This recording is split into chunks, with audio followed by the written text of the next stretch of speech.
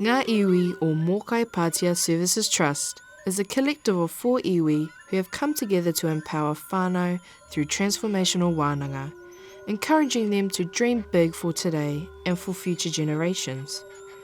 Local whānau from around the rohe are experiencing change and hope as a result of their leadership. Mokai Patea Services is the mandated iwi organisation for 4 iwi within Mokai Patea, or some people call it the Rangitike region.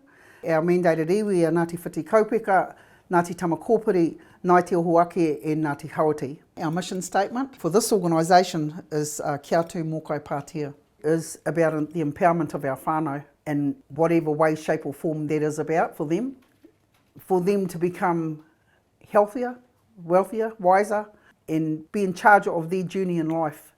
Mokai Patea Services itself came out of a change management process back in 2014, taking and working in many areas with whānau. It's not just about the hara side of things, being the ambulance at the cliff. Actually, how do you whakapakari and help people to keep achieving and keep their walk forward in life being something that's positive. So to me, empowerment is the biggest thing that I think about of what our organisation's about.